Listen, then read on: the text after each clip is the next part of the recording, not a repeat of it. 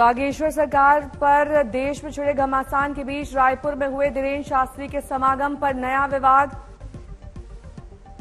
समागम में आई मुस्लिम महिला सुल्ताना ने धीरेन्द्र शास्त्री से प्रभावित होकर किया धर्म परिवर्तन, बनी हिंदू।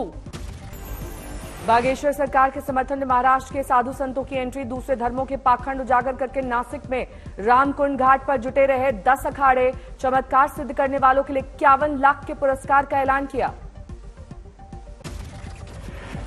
मुस्लिम, क्रिश्चियन, बौद्ध आदि धर्म में भी बहुत ज्यादा पाखंड शुरू है और ऐसे दावे किए जाते हैं कि जमजम का पानी पिलाने से लाखों लोगों के कैंसर दूर हुए हैं, लाखों लोगों की किडनियां ठीक हुई है। अगर ऐसा कोई चमत्कार और दावा करता है और वह सिद्ध करता है तो उसको हम 51 लाख रुपए का बख्शीश जाहिर करते हैं। रामचरितमानस पर समाजवादी पार्टी के नेता स्वामी प्रसाद मौर्य का विवादित बयान। कहा रामचरितमानस हो बैन। मौर्य के बयान पर यूपी सरकार के मंत्री दया शंकर सिंह का पलटवार। बोले जनता ने नकार दिया तो इस तरह की भाषा से चर्चा में आना चाहते हैं। मौर्य के बयान पर भड़के यूपी बीजेपी अध्यक्ष भूपेन्द्र चौधरी। कहा ऐसा बयान कोई विशिष्ट आदमी ही दे सकता है। बीजेपी एमएलसी विजय बहादुर पाठक बोले जहां रहते हैं वहीं की भाषा बोलते हैं स्वामी प्रसाद मौर्य। अयोध्या के संत परमहंस दास ने स्वामी प्रसाद मौर्य को दी शास्त्रार्थ की चुनौती। प्रयागराज में संत समाज एसपी नेता स्वामी प्रसाद मौर्य से नाराज। शंकराचार्य नरेंद्रानंद सरस्वती बोले वो अपनी जुबान पर लगाएं बैन।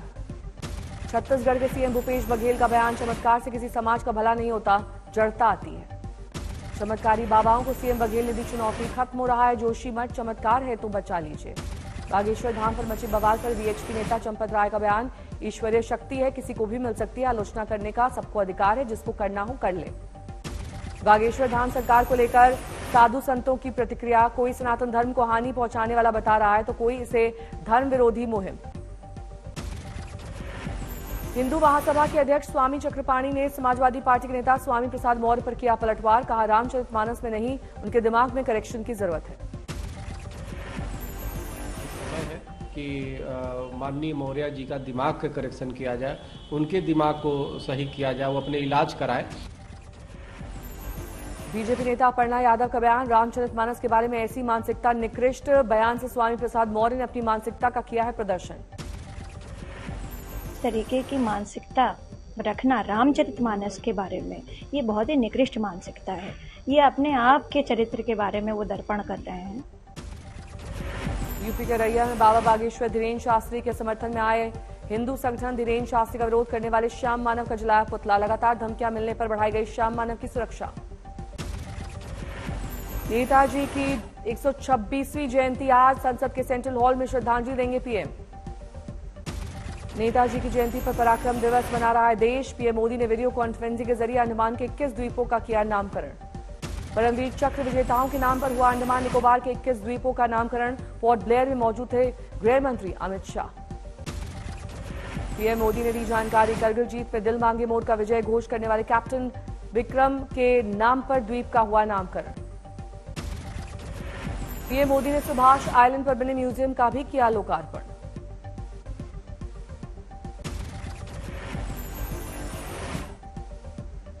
पीएम मोदी ने कहा पहले की सरकारों में आत्मविश्वास की थी कमी। पीएम मोदी ने कहा आजादी के बाद नेताजी को बुलाने की कोशिश की गई, मेरी सरकार ने पग पग पर उन्हें सम्मान दिया है। आज देश उन्हीं नेताजी को पल पल याद कर रहा है।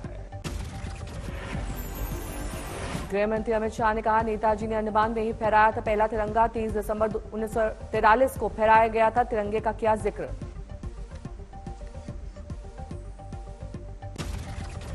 नेताजी की जयंती पर आज उन्हें श्रद्धांजलि देने कोलकाता पहुंचे संघ प्रमुख मोहन भागवत। बोले नेताजी ने कहा था कि देश हित में सच्चे मनुष्य का निर्माण जरूरी और संघ वही कर रहा है। नेताजी ने अपने स्वार्थ का रंच मात्र भी विचार पूरे जीवन भर किया नहीं। इतने पढ़े लिखे थे। नेताजी की बेटी का आरएसएस पर बयान। कहा मेरे पिता का संघ से कोई वास्ता नहीं है। नेताजी की बेटी ने कहा, मेरे पिता थे लेफ्टिस्ट, आरएसएस की विचारधारा उनसे अलग।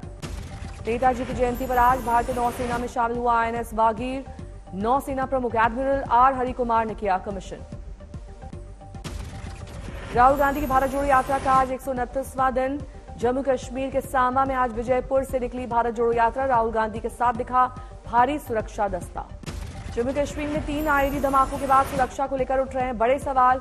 नरवाल में धमाके वाली जगह से महज 1.5 किलोमीटर दूर से गुजर रही है राहुल की यात्रा। प्रशासन की ओर से जो सलाह दी जाती है उसका हम पूरा पालन करेंगे।